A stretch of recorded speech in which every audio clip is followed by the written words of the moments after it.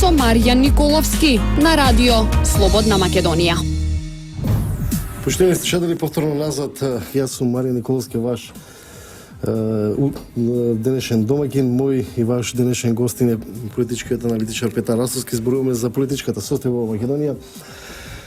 И во вториот дел ќе зборуваме малку и за релациите на Балканот по изборот на новиот американски претседател. Меѓутоа, да се вратиме уште малку на она што е домашна политика.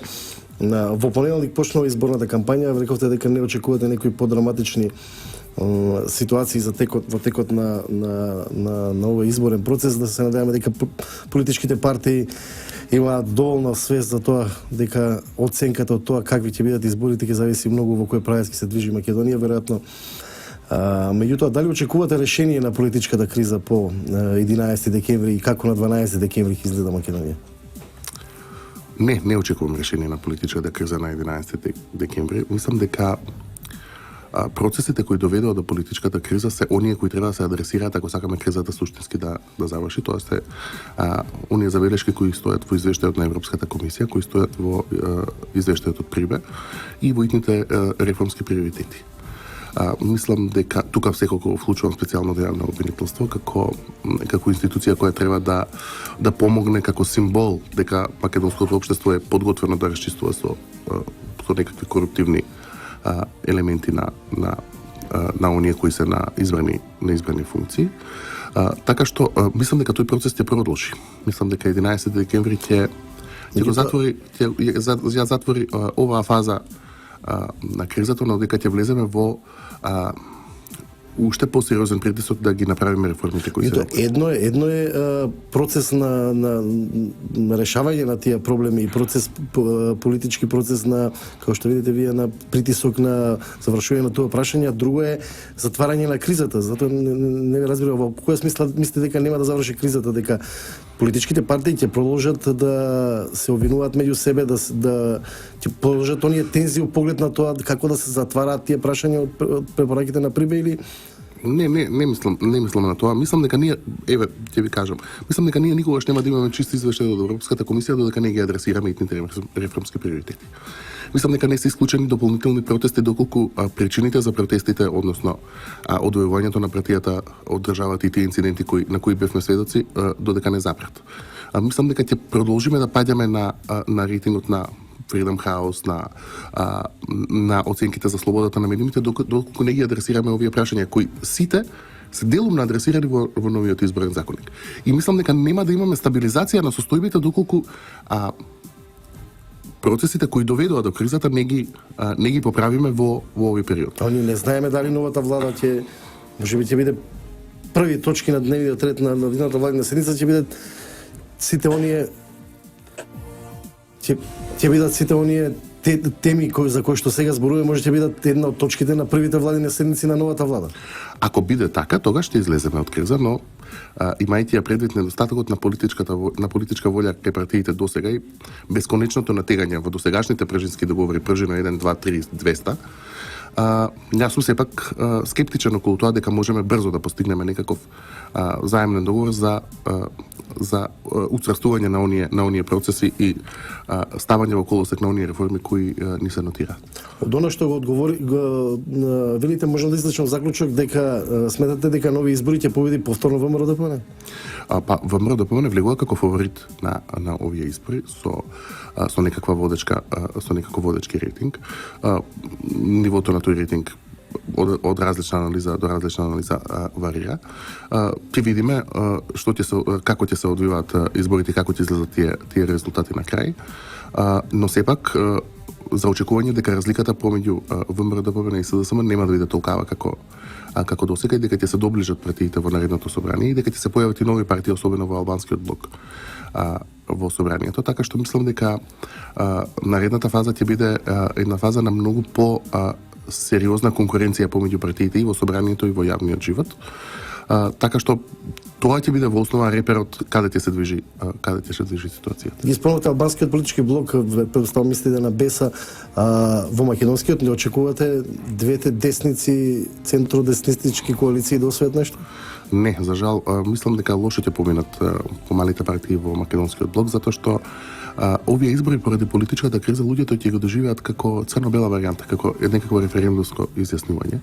А и луѓето секако својот глас го доживуваат како валута и тешко го даваат за оној кој не сметаат дека има шанси да победи. Така што мислам дека помалите партии поради тоа што се расцепка дека нема да поминат со многу добар резултат на овие избори, особено во четворката каде што се сконцентрирали па и главните носители на двете поголеми македонски партии. Се мислам дека тие ги ушмукаат гласовите, така што не верувам дека ќе имат некаков значаен резултат. Како го оценувате решението на Груевски да замине во четвртата изборна единица да биде во директна трка со Заев? Па, видите, сигурно има некакви проценки дека таму му се добри шансите. Мислам дека е тоа... мислам дека тој самиот го кажа. Тоа чекав каде ќе се кандидира Заев и одлучив да одам на директна конфронтација. Интересно е прв пат во изборите во Македонија една изборна единица која не е КЕЦ, ќе биде индикација за тоа како ќе поминат изборите во целата држава. Мислам дека во ова на овие избори сите прво ќе ги гледаме резултатите од изборна единица 4, па дури потоа другите, што не беше случај до сега. Ако вели опозицијата како што вели дека поприлично добро стои барем во првата изборна единица, тогаш не беше ли логично Заев да дојде да се трка во првата изборна единица? Заев до сега мислам дека никогаш не се кандидирал во првата изборна единица. Мислам дека тој ја смета Струмица за своја матична. Нема можност кога беше на претходните лидер на партијата не беше на листа, претходно го ставале други лидери на партијата на листа, така што видете, кај нас изборниот систем на толку мала држава е малку чуден. Логично е лидерите на поголемите партии да се кандидираат во една изборна единица и тоа да биде единица. Гледам дека двајцата одат во четврка. Точно е дека Заев повлече нога, сметајќи Струмица за своја матична изборна единица. Но знаете како, многу се расправаме околу тоа кој каде ќе биде носител и така натаму. Мали се сепак тие изборни единици. Македонија кога би била една изборна единица, би имало логика да сметаме дека лидерите треба да се соочуваат. Вака во основа партиите се тие што го диктираат темпото без оглед дали се во една или во друга изборна. Меѓутоа оние кои што сакаат да читаат задниски пораки, теории на заговори, иако да речеме можеби тоа е непознато во политиката, читаат една друга порака во изборната единица број 1. Се тркаат Поповски и Спендаровски. Мислите дека тие као ги спремаат за наследници на сегашните лидери? Не е исклучено. Не е исклучено дека партиите сакаат да ги пробаат своите кандидати во единица. Знаете како, кога се прават предизборните математики за тоа кого каде ќе кандидирате, вие во основа треба да го упарите профилот на носителот на изборната листа со психолошкиот профил на гласачите кои очекувате да гласаат за него. И гледам дека и Стево Пендаровски и Никола Поповски се една помека варијанта на партиите, на поурбана, условно речено прозападна. Така што мислам дека и тоа имало некаква калкулација, но не сум подготвен сега да се потпишам на заговорот дека тие однапред се договорени наследници на лидерите. Мислам дека лидерите тие си се борат за своите столчиња уште малку време во двете поголеми. Сметате дека сепак на наследните по изборите на 12-ти, како што велите, ако со предност ВМРО премиер ќе биде Груевски? Не знам, тоа е веќе така многу посериозно прашање. Прво, не знаеме какви ќе бидат резултатите и дали ВМРО ДПМН може лесно да направи влада. Математиките се уште не се јасни по тоа прашање, бидејќи знаете како анкетите сега покажуваат некаква предност, но анкетите покажуваат и предност за Хилари Клинтон, па имаше изненадување. Така што мислам дека е многу рано за тоа. Мислам дека Никола Груевски кога би го прашале денес дали ќе биде премиер, не знае што да ви каже. Мислам дека од многу околности зависи тоа. И мислам дека најмногу ќе зависи од неговата проценка. На Македонија во наредниот не е баш за тепање кој сака да стане премиер. На Македонија во наредниот период следат многу тешки реформи, кратење на јавниот долг, бидејќи тој оди во некаков неповрат, некакво решавање на јавна администрација. Тука цело време виси проблемот со прашањето за името, дефицитот, економскиот напредок, решавањето на нитните реформски приоритети, политички реформи. Не е баш да се тепате на рака за тоа кој ќе стане премиер. Имаше објавувањето на листите на СДСМ предизвика огромна бура на реакции пред се во внатре во партијата. Имаше ситуации во кои што членови високи функционери на партијата поднесоа оставки на денот на конгресот. Малку е незамисливо на барем од моја гледна точка за политичка партија која што 10 години зборува за демократија, особено во практикување како носители на извршна власт, во собствените партиски редови да практикува принципи на одлука во која што членовите на високото раководство на говорница од лидерот ќе ги слушнат носителите на листите. Да, знаете како, точно е дека СДСМ можеше подобро да го изменаџира тој процес. И дека... Не е прашање дали можеше, веројатно така сакал лидерот. Во ред, не можам да се мешам во внатрешната партиска динамика, бидејќи не знам што сакал лидерот да постигне. Мислам дека може да поработат малку да направат некаква посериозна кохезија, кој е веќе тоа концептот кој лидерот го промовира, но имајте предвид дека СДСМ е партија во која во последните неколку години се сменија неколку раководства. И долго е во опозиција, така што мислам дека и нив ги фаќа некаква нервоза и помеѓу себе и кон општата јавност, така што јас овие испади условно речено сум подготвен да им ги простам, сметајќи дека сепак е тоа некаква концепцијска борба, а не борба за фотели. Да, меѓутоа пред изборите СДСМ имаше представа слика во јавноста дека има едно кохезивно тело кое што треба да ги обедини сите, нели, се сеќавате на протестите, на целото тоа движење, нели, за широк фронт за коалицирање со обединување. На крај се сведохме во ситуација да тој процес, ако е тој процес преку поставување на Мухамед Закир или на професорот Мухич на листите, покажа дека тој обид за кохезија не функционира внатре во самото членство, например, без разлика... Да, разбирам. Видете, не постои партија и партиско членство на кој ќе му се допаѓа да му внесете на листа на добитна комбинација некој од надвор. Таква партија не постои. Партиските членови работеле со години можеби за таква позиција и лидерот кога сам ќе одлучи да донесе некој на листите, тоа не може да помине, не може да им биде право.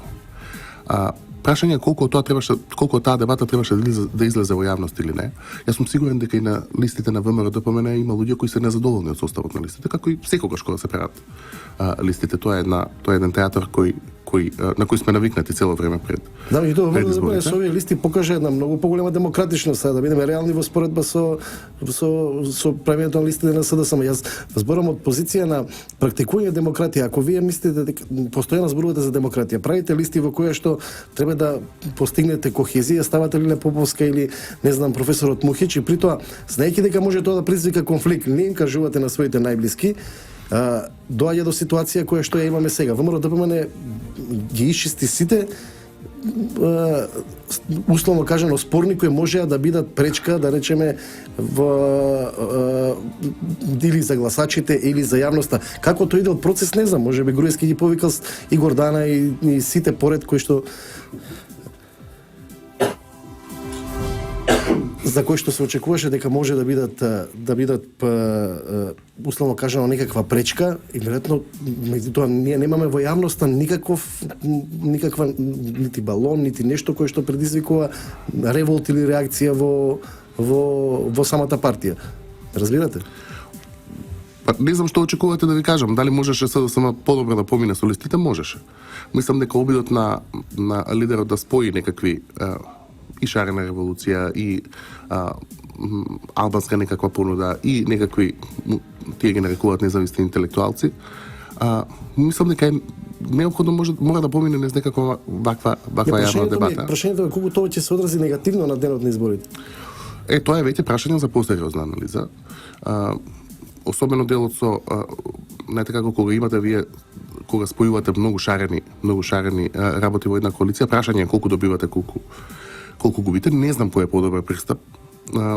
Мислам дека партиите до сега имале и широки коалиции и оделе и со тесни коалиции. Не гледам дека нешто тоа многу менува, но ќе видиме прв пат СДСМ ќе има волку шарена понуда, Така што треба да видиме дали тоа ќе им донесе квалитет плюс или ќе им одмогне во кампањата. Реално немаме емпириски показатели кои би можеле да ни покажат дали тоа е за нив во моментот плюс или минус. И покрај тоа што има широка јавна дебата. Јавната дебата не значи гласови. Тоа ќе видиме како ќе се покаже на терен после.